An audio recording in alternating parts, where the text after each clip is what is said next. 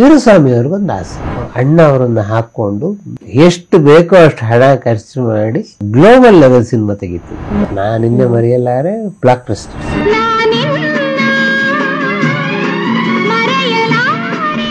ಲಕ್ಷ್ಮಿನ ಮತ್ತೆ ಕನ್ನಡ ಚಿತ್ರರಂಗಕ್ಕೆ ಕರ್ಕೊಂಡು ಬರೋದು ಬಹಳ ಕಷ್ಟ. ಒಂದು ಸೀನಲ್ಲಂತೂ ಒಂದು ಹೇರ್ ಪಿನ್ ಟರ್ನ್ ಅಲ್ಲಿ, ಮೋಟರ್ ಬೈಕ್ ಟರ್ನ್ ಅಲ್ಲಿ ಡ್ಯೂಪ್ ಹಾಕಿದ್ರೆ ಅಣ್ಣವರೇ ಮಾಡ್ತೀನಿ ಅಂತ. ಈ ವಯಸ್ಸಲ್ಲಿ ಬೇಕಪ್ಪ ಇವರಿಗೆ. ಡಾಕ್ಟರ್ ರಾಜ್ಕುಮಾರ್ ಅವರ ನಟನೆಯ ಮುಂದಿನ ಸಿನಿಮಾ ನಾನಿನ್ನ ಮರೆಯಲಾರೆ. ಲಕ್ಷ್ಮಿ ಅವರು ಇದರಲ್ಲಿ ಇವರಿಗೆ ನಾಯಕಿಯಾಗಿ ಅಭಿನಯಿಸಿದಂತಹ cinema. Motorcycle race champion ಆಗಿ ರಾಜ್ಕುಮಾರ್ ಅವರು ಈ ಸಿನಿಮಾದಲ್ಲಿ ಕಾಣಿಸಿಕೊಂಡಿದ್ರು. ಈ ಸಿನಿಮಾದ ಕ್ಲೈಮ್ಯಾಕ್ಸ್ ನಲ್ಲಿ ಮಹೇಂದ್ರ ಕಂಪನಿ ಅವರು ಏನೋ ತಮ್ಮ ಪ್ರಚಾರಕ್ಕಾಗಿ ಮತ್ತೆ ಬಳಸ್ಕೊಂಡಿದ್ರು ಅಂತ ಸುದ್ದಿ. ಸೊ ಈ ಸಿನಿಮಾದ ಬಗ್ಗೆ ಮಾತನಾಡೋದಿದ್ರೆ ಸರ್, ಈ ಸಿನಿಮಾದ ಬಗ್ಗೆ ನಿಮ್ಮ ನೆನಪುಗಳೇನಿದೆ? ಬ್ಲಾಕ್ ಬಸ್ಟರ್, ನಾನಿಂದ ಮರೆಯಲಾರೆ ಬ್ಲಾಕ್ ಬಸ್ಟರ್ಸ್ ಬಹಳ ದೊಡ್ಡ ಪ್ರಮಾಣದ ಯಶಸ್ಸನ್ನು ಗಳಿಸಿದಂತಹದ್ದು. ಮತ್ತು ಕನ್ನಡದ ಪ್ರಖ್ಯಾತ ನಿರ್ಮಾಣ ಸಂಸ್ಥೆ ಈಶ್ವರಿ ಪ್ರೊಡಕ್ಷನ್ಸ್, ವೀರಸ್ವಾಮಿಯವರು ದುಡ್ಡನ್ನ ನೀರಿನ ಹಾಗೆ ಖರ್ಚು ಮಾಡುವ ಹಾಗೆ ವೀರಸ್ವಾಮಿಯವರ ಕನಸು. ಕುಲಗೌರವ ವೀರಸ್ವಾಮಿಯವರೇ ಮಾಡಿದ ಸಿನಿಮಾ. ನಾಗರಹೋಗು ವೀರಸ್ವಾಮಿಯವ್ರಿಗೊಂದು ಆಸೆ ಇತ್ತು. ಸೊ ಅಣ್ಣ ಅವರನ್ನ ಹಾಕೊಂಡು ಎಷ್ಟು ಬೇಕೋ ಅಷ್ಟು ಹಣ ಖರ್ಚು ಮಾಡಿ ಗ್ಲೋಬಲ್ ಲೆವೆಲ್ ಸಿನಿಮಾ ತೆಗಿತೀನಿ ಅಂತ ಒಂದು ಇಂಟರ್ವ್ಯೂಗಳಲ್ಲೂ ಹೇಳಿದ್ದಾರೆ ವೀರಸ್ವಾಮಿ. ಅಂಥದ್ದು ಒಂದು ಅದ್ಭುತವಾದ ಸಿನಿಮಾವನ್ನ ತೆಗಿತೀನಿ. ಇದಕ್ಕೆ ಯಾವ ಥರದ ಕತೆ ಬೇಕು? ವೀರಸ್ವಾಮಿ ಅವ್ರ ಪ್ರೊಡಕ್ಷನ್ ಅಂತಂದ್ರೆ ಬಹಳ ಅದ್ಭುತವಾದ ಪ್ರೊಡಕ್ಷನ್ ಅಂತ ಹೇಳುವಾಗ, ಇದು ಸುಧಾ ವಾರಪತ್ರಿಕೆಯಲ್ಲಿ ಪ್ರಕಟವಾದ ಒಂದು ಸಣ್ಣ ಕತೆ, ನಾನು ನೀನು ಜೋಡಿ ಅಂತ ಹೇಳಿ ಕತೆ. ಈ ಕಥೆಯನ್ನು ಬರೆದವರು AR ಆನಂದ್ ಅಂತ ಹೇಳಿ. AR ಆನಂದ್ ಜೊತೆಗೆ ನಾನು ಕೆಲಸ ಮಾಡಿದ್ದೀನಿ. AR ಆನಂದ್ ಅಜಿಂಪ್ರೆಮ್ ಯೂನಿವರ್ಸಿಟಿಯ B.Ed ಟ್ರಾನ್ಸ್ಲೇಷನ್ ಕಮಿಟಿಯಲ್ಲಿ ಇದ್ರು.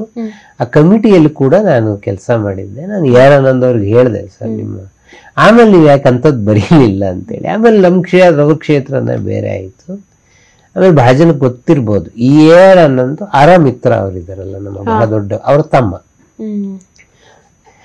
ಒಂದು ಸಣ್ಣ ಕಥೆಯನ್ನು ಇಟ್ಕೊಂಡು ಉದಯಶಂಕರ್ ಈ ಅದನ್ನ ಇದರ ಸ್ಕೆಲಿಟನ್ ಅನ್ನ ಹೇಳಿದ್ರು. ಅದೇ ವೀಣೆ ಅದೇ ರಾಗ ಅಂತ ಹೇಳಿ ಸಿನಿಮಾದ ಮೊದಲ ಟೈಟಲ್. ಆಮೇಲೆ ನಾನಿಂದ ಮರೆಯಲಾರೆ ಅಂತ ಹೇಳಿ ಅದನ್ನ ಬದಲಾಯಿಸಲಾಯಿತು. ಇದರ ಸಿನಿಮಾ ಆರಂಭ ಆದಾಗ ಪದ್ಮಪ್ರಿಯ ಹೀರೋಯಿನ್ ಆಗಿ ಆಯ್ಕೆಯಾಗಿದ್ರು. ಪದ್ಮಪ್ರಿಯನ್ನ ಇಟ್ಕೊಂಡು ಕೆಲಸ ಶುರು ಮಾಡಿದ್ರು. ಲಕ್ಷ್ಮಿ ಇಷ್ಟೊತ್ತಿಗಾಗ್ಲೇ ರಾಜ್ಕುಮಾರ್ ಜೊತೆಗೆ ಅಭಿನಯಿಸಿದ್ರು ಗೋವಾದಲ್ಲಿ ಸೇಡಿ ನಲ್ಲಿ.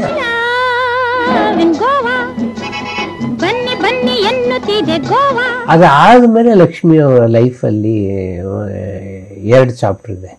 ಒಂದು, ಅವ್ರ ತಂದೆ ಬದುಕಿದ್ದಾಗ ಗೋವಾದಲ್ಲಿ ಸೇಡಿ 99, ಅವ್ರ ತಂದೆ YV ರಾವ್ ಅವರು ಹೋದ ಮೇಲೆ ಅವರು ಮೊದಲ ಗಂಡನ್ ಬಿಟ್ಬಿಟ್ಟು ಹೊಸ ತರದ ಸಿನಿಮಾಗಳನ್ನ ಮಾಡಿ ಚಿಟ್ಟಿಕಾರಿ ಅಂತ ಮಾಡಿದ್ರು. ಆಮೇಲೆ ಜೂಲಿ ಅಂತೂ, ಜೂಲಿ ಎಂತಹ ದೊಡ್ಡ ಪ್ರಸಿದ್ಧಿ ಆಯ್ತು ಅಂದ್ರೆ ಅವರು ಜೂಲಿ ಲಕ್ಷ್ಮಿ ಅಂತಲೇ ಪ್ರಸಿದ್ಧರಾಗಿ ಭಾರತೀಯ ಭಾಷೆಯಲ್ಲೇ ಬಹಳ ಪ್ರಸಿದ್ಧವಾದ ನಟಿಯಾದ್ರು. ಲಕ್ಷ್ಮಿನ ಮತ್ತೆ ಕನ್ನಡ ಚಿತ್ರರಂಗಕ್ಕೆ ಕರ್ಕೊಂಡು ಬರೋದು ಬಹಳ ಕಷ್ಟ ಇತ್ತು. ಸೊ ಈ ಸಿನಿಮಾದ ಸಂದರ್ಭದಲ್ಲಿ ಮತ್ತೆ ಕರ್ಕೊಂಡು ಬರುವ ಪ್ರಯತ್ನವನ್ನ ದೊರೆ ಭಗವಾನ್ ಜೋಡಿ, ಮೊದಲು ಈ ಸಿನಿಮಾ ದೊರೆ ಭಗವಾನ್ ಮಾಡಬೇಕು ಅಂತಿದ್ದು, ಭಗವಾನ್ ಅಪ್ರೋಚ್ ಮಾಡಿ ಕೇಳಿದ್ರು. ಆಯ್ತು ಅನ್ನುವಾಗ ಈ ಸಿನಿಮಾನ ವಿಜಯ್ ನಿರ್ದೇಶನ ಮಾಡಿದ್ರು. ಆಮೇಲೆ ವಿಜಯ್ ರಾಜ್ಕುಮಾರ್ ಅವರ ಅನೇಕ ಬ್ಲಾಕ್ ಬಸ್ಟರ್ ಸಿನಿಮಾಗಳನ್ನ ಮಾಡಿದ್ದಾರೆ. ಆಮೇಲೆ ಲಕ್ಷ್ಮಿ ಸಿನಿಮಾಗೆ ಬಂದ ಮೇಲೆ ಲಕ್ಷ್ಮಿಗಾಗಿ ಈ ಸಿನಿಮಾದ ಕಥೆಯನ್ನು ಕೂಡ ಬದಲಾಯಿಸಿದ್ರು. ಅಷ್ಟೊಂದಾಗಲೇ ಲಕ್ಷ್ಮಿ ಯಾಕಂದ್ರೆ ಒಂದು ಗ್ಲಾಮರಸ್ ಇದಿತ್ತು. ಈ ಸಿನಿಮಾದ ಬಹಳ ವಿಶೇಷ ಏನು ಅಂತಂದ್ರೆ, ಲಕ್ಷ್ಮಿ ಅವ್ರಿಗೆ ಬಹಳ ದೊಡ್ಡ ಡೈಮೆನ್ಷನ್ ಇದೆ. ಅಂದ್ರೆ ಅವ್ರು ಎಷ್ಟು ಗ್ಲಾಮರಸ್ ಆಕ್ಟರ್. ನಾನಿನ್ನು ಬಡಲಾರೆ ಅಂತ ಸಿನಿಮಾದಲ್ಲಿ ಕೂಡ ಅಥವಾ ಹೂವು ಹಣ್ಣು ಸಿನಿಮಾದಲ್ಲಿ ಕೂಡ ಮಾಡ್ಬೋದು. ನಾನು ಲಕ್ಷ್ಮಿ ಅವ್ರನ್ನ ಒಂದ್ಸಲ ಇಂಟರ್ವ್ಯೂ ಮಾಡುವಾಗ ಕೇಳಿದೆ ಈ ಪ್ರಶ್ನೆನ, ಇಷ್ಟೊಂದು ಕನ್ನಡ ಸಿನಿಮಾ ಮಾಡಿದ್ರೆ ನೀವು, ನಿಮ್ಮ ಮನಸ್ಸಲ್ಲಿ ಉಳ್ಕೊಳ್ಳೋ ಸಿನಿಮಾ ಯಾವುದು ಅಂತ ಹೇಳಿ. ಅವ್ರು ಒಂದ್ ಸ್ವಲ್ಪನೂ ಯೋಚನೆ ಮಾಡಿದೆ ನಾನಿಂದ ಮರೆಯಲಾರೆ. ಅದು ಬಹಳ ಇಷ್ಟವಾದ ರೋಲು. ಯಾಕೆ ಅಂದ್ರೆ ತುಂಬಾ ಡೈಮೆನ್ಷನ್ ಇತ್ತು ನನ್ನ ರೋಲ್ಗೆ ಅಂತೇಳಿ. ಅಣ್ಣವ್ರಿಗೆ ಎಷ್ಟು ಅವಕಾಶ ಇತ್ತು, ನನಗೂ ಅಷ್ಟೇ ಅವಕಾಶ ಇತ್ತು ಆ ಸಿನಿಮಾದಲ್ಲಿ ಅಂತ ಹೇಳಿದ್ರು.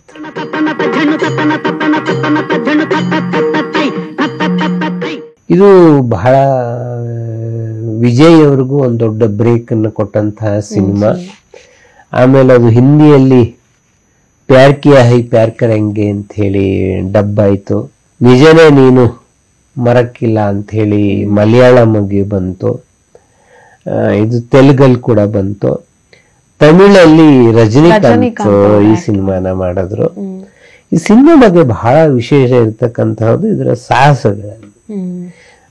ಮೋಟರ್ ಬೈಕ್ ಅಂತಂದ್ರೇನೆ ಆ ಪಾರ್ವತಮ್ಮ ಯಾವಾಗ್ಲೂ ಹೇಳೋರು, 47ನೇ ವಯಸ್ಸಲ್ಲಿ ಅಣ್ಣ ಅವರು ಆ ತರ ಮೋಟರ್ ಬೈಕ್ ಓಡಿಸ್ತಾರೆ ಅಂದ್ರೆ ನನ್ ಜೀವ ಬಾಯಿಗೆ ಬರೋದು ಬೇಡ ಅಂತ ಹೇಳಿದ್ರು. ಎಷ್ಟೇ ಡಬ್ಬಿಂಗ್ ಇದ್ರು ಅನೇಕ ಒರಿಜಿನಲ್ ಅನ್ನ ಅಣ್ಣ ಅವ್ರು ಮಾಡಿದ್ದಾರೆ.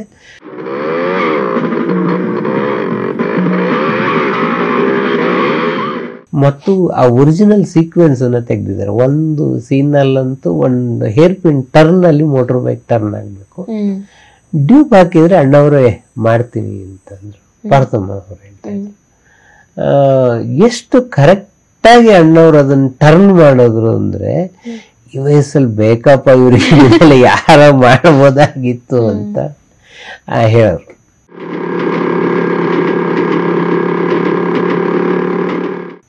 ಇದರ ಬಹಳ ವಿಶೇಷ ಈ ಸಿನಿಮಾದ್ದು ಅಂತ ಅಂದ್ರೆ, ಇವತ್ತು 15 ದಿನಕ್ಕೆ ಸಿನಿಮಾಗಳೇ ಮುಗ್ದು ಹೋಗುತ್ತೆ.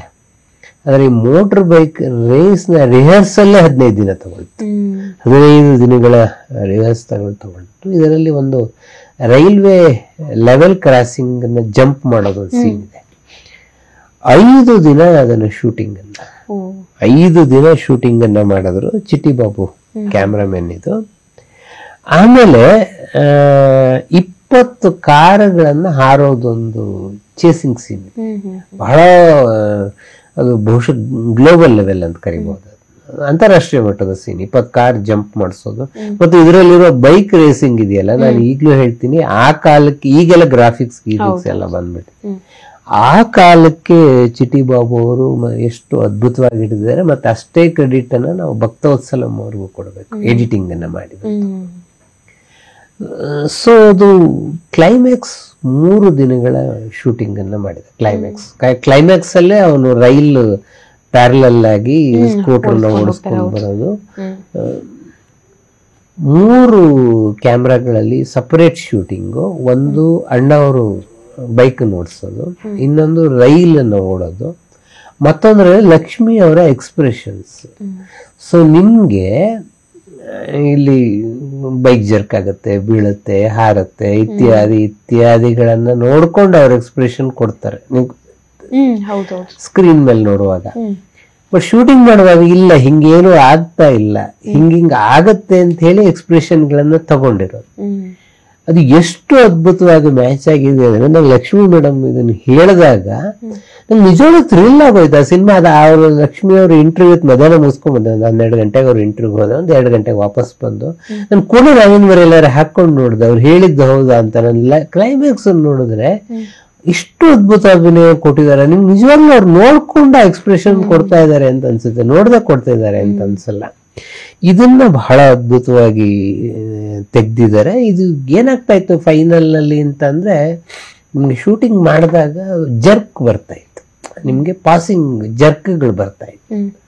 ಇದಕ್ಕೆ ಇವರು ರಷ್ಯನ್ ಟೆಕ್ನಿಕ್ ಒಬ್ಬರನ್ನ ಕಾಂಟ್ಯಾಕ್ಟ್ ಮಾಡಿ ಚಿಟ್ಟಿ ಬಾಬು ಅಲ್ಲಿಂದ ಡೀಟೇಲ್ಸ್ ಅನ್ನು ತರಿಸ್ಕೊಂಡು ಅವ್ರ ಹತ್ರ ಇವರು ಇದನ್ನ ಸರಿಪಡಿಸಿ ಕೊನೆಗೆ ಇದನ್ನ ಅದ್ಭುತವಾಗಿ ಔಟ್ಕಮ್ ಅನ್ನು ತಗೊಂಡ್ ಬಂದ್ರು. ಹೀಗಾಗಿ ನಾನಿನ್ನ ಮರೆಯಲಾರೆ ಅಂದ್ರೆ ನೆನಪಾಗುವುದೇ ಅದರ ಟ್ರ್ಯಾಕ್ಸ್, ಫೈಟಿಂಗ್ ಸೀನ್ಸ್. ಮತ್ತು ನೀವು ಆಗ್ಲೇ ಹೇಳಿದ ಹಾಗೆ ಜಾವಾ ಮೋಟರ್ ಸೈಕಲ್ ಕಂಪನಿಯವರು 2018 ಅವರ ಪ್ರಮೋಷನ್ ನಲ್ಲಿ ಈ ಕ್ಲೈಮ್ಯಾಕ್ಸ್ ದೃಶ್ಯಗಳನ್ನ ಬಳಸ್ಕೊಂಡ್ರು. ಸೊ ಇದು ಒಂಥರ ಬಹಳ ವಿಶೇಷವಾದ ಸಂಗತಿ. ಯಾಕಂದ್ರೆ ಅದು ಬಂದು ಎಷ್ಟೋ ವರ್ಷ ಆದ ಮೇಲೆ ಈ ಸಿನಿಮಾನ ಸ್ಟಿಲ್ ಬಳಸ್ಕೊಳ್ತಾರಲ್ಲ, ಅದು ಬಹಳ ವಿಶೇಷವಾದ ಸಂಗತಿ ಅಂತ ಅನ್ಸುತ್ತೆ ನನಗೆ. ಇದರಲ್ಲಿ ಇನ್ನೊಂದು ಬಹಳ ಮುಖ್ಯವಾಗಿ ನಾವು ಹೇಳಬೇಕಾಗಿದ್ದು ಲೀಲಾವತಿಯವರ ಪಾತ್ರ. ಲೀಲಾವತಿ ಅತ್ತೆ ಲಕ್ಷ್ಮಿಯವರ ತಾಯಿ ಪಾತ್ರವನ್ನ ಮಾಡಿದ್ದಾರೆ. ಅದರಲ್ಲಿ ಒಂದು ಬಹಳ ಅದ್ಭುತವಾದ ಸೀನ್ ಇದೆ. ಅಂದ್ರೆ ರಾಜ್ಕುಮಾರ್ ಅಲ್ಲಿ ಇರ್ತಾರೆ, ಇವರು ಮೋಟರ್ ಬೈಕ್ ರೇಸ್ ಎಲ್ಲ ಓಡಿಸ್ತಾರೆ ಅಂತ ಅಮ್ಮಂಗೆ ಪರಿಚಯ ಮಾಡಿಕೊಟ್ಟು ಇವ್ರನ್ನ ಮದುವೆ ಆಗ್ಬೇಕು ಅನ್ನೋದು ಅವ್ರ ಉದ್ದೇಶ. ಅಲ್ಲಿವರೆಗೂ ಹೌದು ನೀವು ರೇಸ್ ಇಷ್ಟು ಅವ್ರ ಪರವಾಗಿ ಅಣ್ಣವ್ರು ಹೊರಟು ಹೋದ ಕೂಡಲೇ ಮಗಳನ್ನ ದಬಾಯಿಸ್ತಾರೆ ಅವರು. ಅದು ಲೀಲಾವತಿ ಎಷ್ಟು ಅದ್ಭುತವಾಗಿ ಮಾಡಿದ್ದಾರೆ ಅಂದ್ರೆ 2 ಶೇಡ್ ಅನ್ನ ಒಟ್ಟಿಗೆ ತಗೊಂಡ್ಬಂದು. ಸೊ ಲೀಲಾವತಿ ಯಾಕೆ ಬಹಳ ದೊಡ್ಡ ಕಲಾವಿದೆ ಅನ್ನೋದು ಬಹುಶಃ ಅದೊಂದು ಸೀನೆ ಸಾಕ್ಷಿ. ಅದು ಲೀಲಾವತಿಯವರ ಪಾತ್ರದಲ್ಲಿ ಕೂಡ ಒಂದು ಬಹಳ ಅದ್ಭುತವಾದಂತಹ ಇದು. ಬಾಲಕೃಷ್ಣ ಇದ್ದಾರೆ, ಸಂಪತ್ ಇದ್ದಾರೆ. ಒಂದು ಚಿಕ್ಕ ಪಾತ್ರದಲ್ಲಿ ಶುಭಾ ಬಂದು ಹೋಗ್ತಾರೆ. ಶುಭಾ ಅವರಿಗೊಂದು ಬಹಳ ದೊಡ್ಡ ಆಸೆ ಇತ್ತು. ಶುಭಾ ಕೂಡ ಕನ್ನಡ ಚಿತ್ರರಂಗದಲ್ಲಿ ಬಹಳ ದೊಡ್ಡ ಕಲಾವಿದೆ. ಅಣ್ಣವ್ರ ಜೊತೆಗೆ ಒಂದು ಸಿನಿಮಾ ಮಾಡ್ಬೇಕು ಅಂತ ಹೇಳಿ, ಅದು ಯಾವ್ಯಾವ ಅಣ್ಣವ್ರ ಜೊತೆಗೆ ಒಂದು ಸಿನಿಮಾನು ಶುಭಾ ಮಾಡಿಲ್ಲ. ಇದರಲ್ಲಿ ಒಂದು ಸಣ್ಣ ಸೀನ್ ನಲ್ಲಿ ಕೊನೆಯ ಕ್ಲೈಮ್ಯಾಕ್ಸ್ ಅಲ್ಲಿ ಬಂದು ಹೋಗ್ತಾರೆ. ಇದರಲ್ಲಿ ಬೇಬಿ ಸರಿತಾ ಲಾಸ್ಟ್ ಆ ಮಗುವಿನ ಪಾತ್ರವನ್ನ ಮಾಡಿದಂಥವ್ರು. ಬಹಳ ವಿಶೇಷವಾದ ಇದರ ಹಾಡುಗಳು. ರಾಜನ್ ನಾಗೇಂದ್ರ ಅದರ ಸಂಗೀತ ನಿರ್ದೇಶನ. ಅದರಲ್ಲೂ ಎಲ್ಲ ಹಾಡುಗಳು ಬಹಳ ಪ್ರಸಿದ್ಧವಾದದ್ದು. ಟೈಟ್ಲ್ ಸಾಂಗ್ ನಾನಿನ್ನ ಮರೆಯಲಾರೆ ರಾಜ್ಕುಮಾರ್ ಮತ್ತೆ ವಾಣಿಜ್ಯರಾವ್ ಮಾಡಿರುವಂತಹದ್ದು. ನನ್ನಾಸೆಯ ಹೂವೆ ಬೆಳದಿಂಗಳ ನನ್ನಾಸೆಯ ಹೂವೇನಲ್ಲಿ ಡ್ಯೂಯೆಟ್ ಅಲ್ಲ ಅದು, ಆಕ್ಚುಲಿ ಎಕ್ಸ್ಪ್ರೆಷನ್ಸ್ ಕೂಡ. ಎಸ್ ಜಾನಕಿ ಬಹಳ ಅದ್ಭುತವಾದ ಎಕ್ಸ್ಪ್ರೆಷನ್ಸ್ ಅನ್ನ ಕೊಟ್ಟಿದ್ದಾರೆ. ಎಲ್ಲೆಲ್ಲಿ ನೋಡಲಿ ಒಂದು 3 ಡ್ಯೂಯೆಟ್ಸ್. ಕೊನೆಗೊಂದು ಪಿ ಬಿ ಶ್ರೀನಿವಾಸ್ ಹೇಳಿರೋದು, ಈ ಪಟಾಕಿಗಳನ್ನೆಲ್ಲ ಇಟ್ಕೊಂಡು ದೀಪಾವಳಿ ಹಾಡು ಮತ್ ಬರುತ್ತೆ. ಈಗ ದೀಪಾವಳಿ ಬರೋ ಸಂದರ್ಭ, ಸಿಹಿ ಮುತ್ತು ಇನ್ನೊಂದು ಹಾಡನ್ನ ಜಾನಕಿ ಪಿ ಬಿ ಶ್ರೀನಿವಾಸ್ ಜೊತೆಗೆ ಹಾಡಿದ್ದಾರೆ. ಸಿಹಿ ಮುತ್ತು ಇನ್ನೊಂದು ಕೆನ್ನೆಗೆ ಗಲ್ಲಕ್ಕೆ ಮತ್ತೊಂದು. ಈ ಹಾಡುಗಳ ಬಗ್ಗೆ ಹೇಳುವಾಗ 2 ಕತೆ ನಿಮ್ಗೆ ಹೇಳಬೇಕು.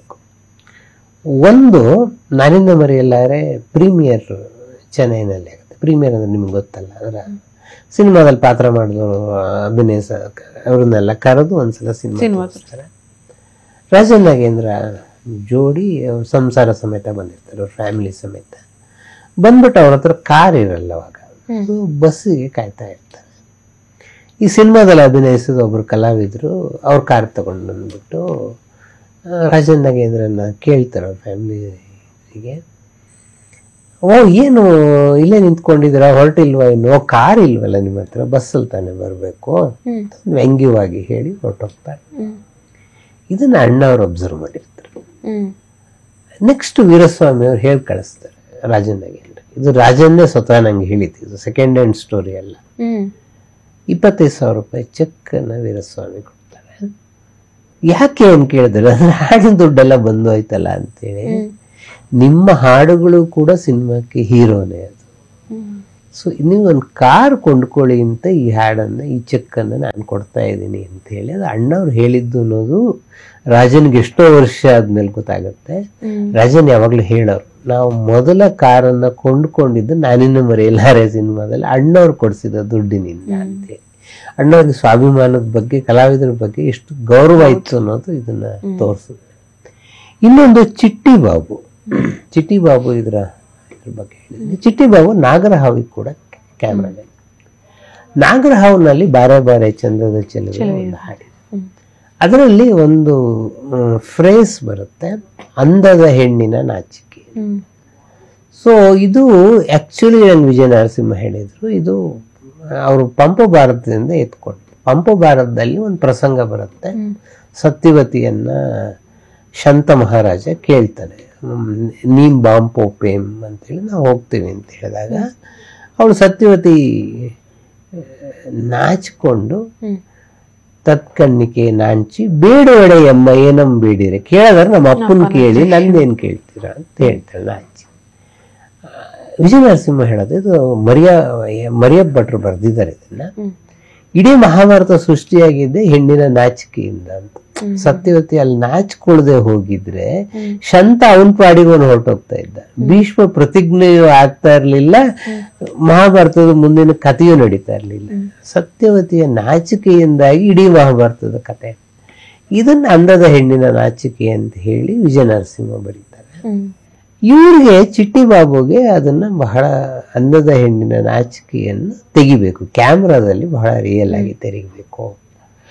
ಬಹಳ ಟ್ರೈ ಮಾಡ್ತಾರೆ, ಅದು ಆಗಲ್ಲ. ಯಾಕೆ ಅಂತಂದ್ರೆ ಪುಟ್ಟಣ್ಣ ಕಣಗಾಲ್ ಕೂಗಾಟ ಹಾರಾಟದಲ್ಲಿ ಇವ್ರಿಗೆ ಬೇಕಾದ ಶೇಡ್ ಆರತಿಯಿಂದ ಸಿಕ್ಕಲ್ಲ. ಇವತ್ತಿಗೂ ನೀವು ಆ ಸಿನಿಮಾ ನೋಡ್ಬೋದು, ಅಲ್ಲಿ ಅಂದದ ಹೆಣ್ಣಿನ ನಾಚಿಕೆ ಅಂತ ಬರುವಾಗ ಕ್ಯಾಮ್ರಾ ವಿಷ್ಣುವರ್ಧನ್ ಮೇಲೆ ಫೋಕಸ್ ಆಗಿದೆ, ಆರತಿ ಮೇಲೆ ಫೋಕಸ್ ಆಗಿಲ್ಲ. ಬಟ್ ಚಿಟ್ಟಿ ಬಾಬು ಇದು ಉಳ್ಕೊಂಡ್ಬಿಟ್ಟಿತ್ತು. ಅಂದದ ಹೆಣ್ಣಿನ ನಾಚಿಕೆ ಮರೆಯಲಾರೆ ಮನ್ಸಲ್ಲಿ ಇದನ್ನ ತೆಗಿಬೇಕು ಅಂತ ಹೇಳಿ. ನಾನಿಂದ ಮರೆಯಲಾರೆ ಲಕ್ಷ್ಮಿಗಿಂತ ಅಂದದ ಹೆಣ್ಣು ಬೇಕೇ. ಸೊ ಲಕ್ಷ್ಮಿ ಅವ್ರಿಗೆ ಹೇಳಿದೆ ನಾನು ಹಿಂಗೆ ತೆಗಿತೀನಿ ಅಂತ ಹೇಳಿ ಒಂದು ಹಾಡು ನನ್ನಾಸೆಯ ಹೂವೆ ಕ್ರಿಯೇಟ್ ಆಗಿದ್ದೆ ಚಿಟ್ಟಿ ಬಾಬು ಸೀನ್ ತೆಗಿಬೇಕು ಅಂತ ಹೇಳಿ. ಹಾಸ್ಟೆಲ್ನಲ್ಲಿ ಹಾಡು ಶೂಟಿಂಗ್ ಆಗುವಂತಹದ್ದು. ಹಾಡು ಎಕ್ಸ್ಪ್ರೆಷನ್ಸ್ ಎಲ್ಲ ತಗೊಂಡಿದ್ದಾರೆ, ತುಂಬಾ ಫೇಶಿಯಲ್ ಎಕ್ಸ್ಪ್ರೆಷನ್ ಲಕ್ಷ್ಮಿ ತಗೊಂಡಿದ್ದಾರೆ ಚಿಟ್ಟಿ ಬಾಬು. ನೀವು ಇವತ್ತಿಗೂ ಸ್ಕ್ರೀನ್ ಮೇಲೆ ನೋಡ್ಬೋದು. ಏನಾಗಿದೆ ಅಂತಂದ್ರೆ ಆಗ ಏನಾಗ್ತಿತ್ತು ಅಂತಂದ್ರೆ ನಿಮ್ಗೆ ಕ್ಯಾಮ್ರಾ ಲೈಟ್ ಅನ್ನ ನೀವು ಮ್ಯಾನೇಜ್ ಮಾಡ್ಬೇಕಾಗಿತ್ತು. ಸೊ ಲೈಟ್ ಸ್ವಲ್ಪ ಜಾಸ್ತಿ ಆದ್ರೂ ಕೂಡ ನಿಮ್ಗೆ ಮಾನಿಟರ್ ಅಲ್ಲಿ ಏನು ಅನ್ನಿಸ್ತಿರ್ಲಿಲ್ಲ, ಸ್ಕ್ರೀನ್ ಮೇಲೆ ಬಂದಾಗ ಇದು ಗೊತ್ತಾಗ್ಬಿಡುತ್ತೆ. ಇದು ಬ್ರೈಟ್ನೆಸ್ ಜಾಸ್ತಿ ಆಗ್ಬಿಟ್ಟು ಲಕ್ಷ್ಮಿಯವರ ನಾಚಿಕೆ ಇವ್ರಿಗೆ ಹೆಂಗ್ ಬೇಕೋ ಹಂಗ್ ಬಂದಿಲ್ಲ. ಕೊನೆಗೆ ಚಿಟ್ಟಿ ಬಾಬು ಯಾವಾಗ್ಲೂ ಹೇಳೋರು, ಮುಂದೆ ಚಂದನದ ಗೊಂಬೆ ಸಿನಿಮಾ ತೆಗೆಯುವಾಗ ನಂಗೆ ಆ ಶಾರ್ಟ್ಸ್ ಸಿಕ್ತು, ನನಗೆ ಅಲ್ಲಿ ದಿನ ನಾನು ಅನ್ನದ ಹೆಣ್ಣಿನ ನಾಚಿಕೆಯನ್ನ ಇಟ್ಕೊಂಡು ಅವರು ಮುಂದಕ್ಕೆ ಹೋಗಿದ್ರು ಅಂತ ಹೇಳಿ. ನಾನಿಂದ ಮರೆಯಲಾರೆ ಬಗ್ಗೆ ಹಾಡುಗಳ ಬಗ್ಗೆ ಹೇಳುವಾಗ ಬಹುಶಃ ಇದು ಒಂದು ಕೂಡ ನೆನಪು ಮಾಡ್ಕೊಳ್ಬೇಕಾದಂತಹ ನೆನಪಿದು. ನಾನಿಂದ ಮರೆಯಲಾರೆ ಅಕ್ಷರಶಃ ಕನ್ನಡ ಚಿತ್ರರಂಗದಲ್ಲಿ ಇತಿಹಾಸವನ್ನ ನಿರ್ಮಿಸಿದಂತಹ ಸಿನಿಮಾ. ಎರಡು ಬಹಳ ದೊಡ್ಡ ಲಾಭ ಅಂತಂದ್ರೆ ಮತ್ತೆ ಇದು ಬಹಳ ಜನ ಗುರುತಿಸಬಹುದಾದಂತೆ ಅಣ್ಣವರ ಹೇರ್ ಸ್ಟೈಲ್ ಈ ಸಿನಿಮಾದಲ್ಲಿ ಚೇಂಜ್ ಮಾಡ್ಕೊಂಡಿದ್ದಾರೆ ಅವರು. ಮತ್ತೆ ಆ ಹೇರ್ ಸ್ಟೈಲ್ ಕಂಟಿನ್ಯೂ ಆಯ್ತು. ನಾನಿಂದ ಮರೆಯಲಾರೆ ಹೇರ್ ಸ್ಟೈಲ್ ಅವ್ರ ಮುಂದಿನ ಸಿನಿಮಾಗಳಲ್ಲಿ ಕೂಡ ಕಂಟಿನ್ಯೂ ಆಯ್ತು. ಅಣ್ಣವರ ಫಿಟ್ನೆಸ್ ಮತ್ತು ಬೈಕ್ ರೈಡಿಂಗು ಇದೆಲ್ಲ ಬಹಳ ಅದ್ಭುತವಾದದ್ದು. ಮತ್ತೆ ಇದರ ಸೆಕೆಂಡ್ ಹಾಫ್ನಲ್ಲಿ ಅವರ ಮಾನಸಿಕ ಇದನ್ನು ತೋರಿಸ್ತಾರಲ್ಲ, ಅದು ಬಹಳ ಅದ್ಭುತವಾಗಿತ್ತು. ಹಾಗಾಗಿ ಯಾವ ದೃಷ್ಟಿಯಿಂದ ನೋಡಿದ್ರು ಕೂಡ ನಾನಿಂದ ಮರೆಯಲಾರೆ ಅಣ್ಣವರ ಬಹಳ ಶ್ರೇಷ್ಠ ಚಿತ್ರಗಳಲ್ಲಿ ಒಂದು ಅಂತ